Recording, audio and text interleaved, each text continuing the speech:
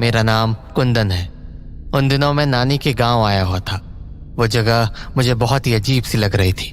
गांव में हर जगह किसी मास्टर जी के लापता होने के पोस्टर्स लगे हुए थे।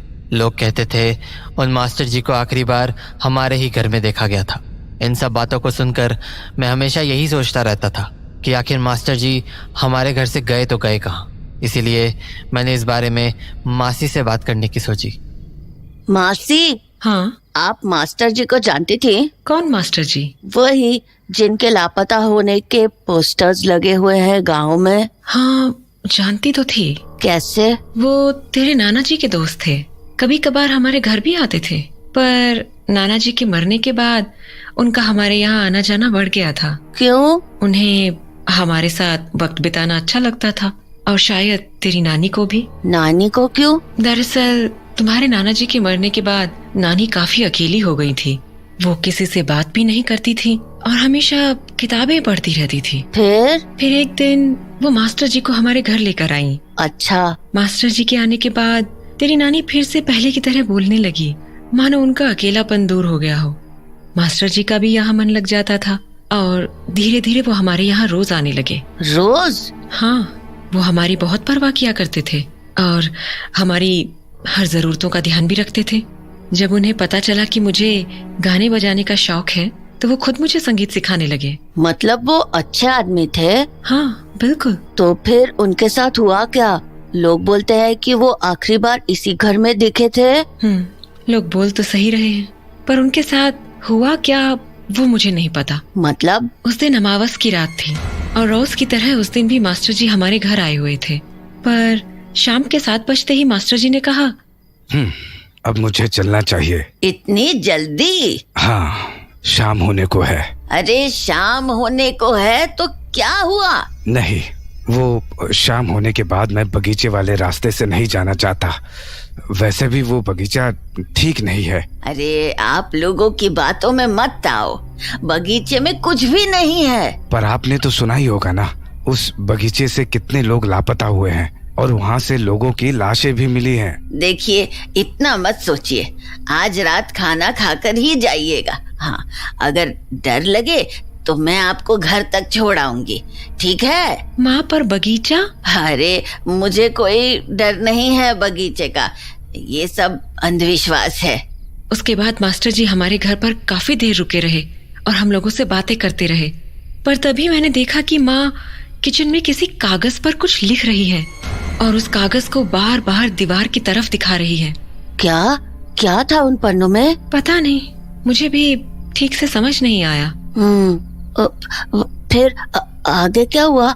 मास्टर जी ने खाना खाया? हाँ, और खाना खाने के कुछ ही देर बाद तेरी नानी मास्टर जी को बगीचे के आगे तक छोड़ने के लिए चली गई, पर जब वो बहुत देर तक वापस नहीं लौटी तो मैं उन्हें देखने घर के बाहर गई।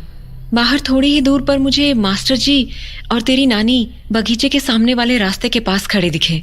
मैंने सोचा वो दोनों कुछ बातें कर रहे होंगे तो मैं घर के अंदर आ गई। बस उस दिन के बाद मैंने मास्टर जी को कभी नहीं देखा। तो क्या वो भी उस बगीचे में लापता हो गए? पता नहीं, अगर बगीचे में कुछ हुआ होता तो तेरी नानी मुझे जरूर कुछ बताती, पर उन्होंने कुछ भी नहीं कहा। तो मास्टर जी के साथ क्या हुआ होगा? पता नहीं, कोई नहीं जानता, पर लोग तो यही मानते हैं कि वो उसी बगीचे में लापता हो गए। मासी, बगीचे में चलकर देखे क्या? क्या पागल हो गए हो क्या? 1 हफ्ता हो गया है तुम्हें इस गांव में, अब तक समझ नहीं आया कि बगीचा कितना खतरनाक है? पर मासी। क्या मासी? ये उल्टे पुल्टे ख्याल निकाल दो अपने मन से। लोगों का मरना मजाक की बात नहीं है। इस गांव में बहुत खतरा है कुंदन।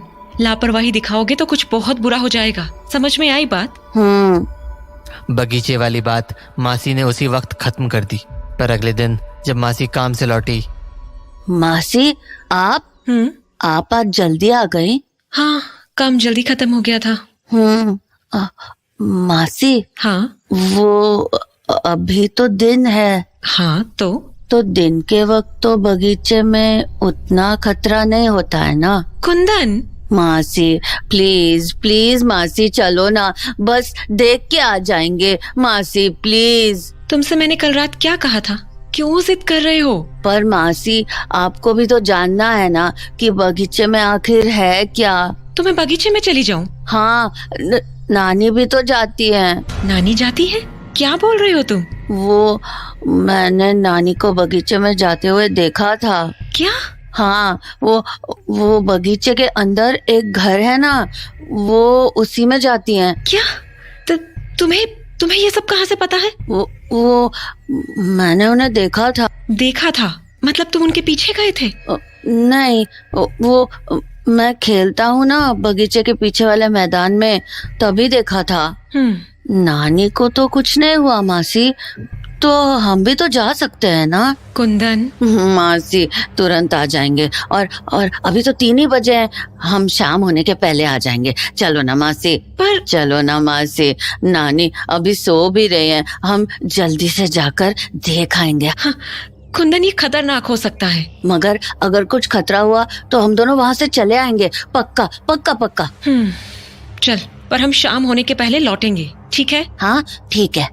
तो मैं और मासी बगीचे के दरवाजे के पास पहुंच गए। चलो मासी। तुम कौन से घर की बात कर रहे थे?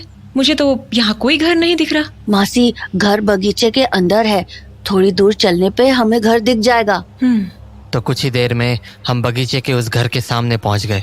ये देखो मासी, यही है वो घर। तुमने नानी को इसी घर में आते हुए देखा था? हाँ। अंदर चलकर देखे?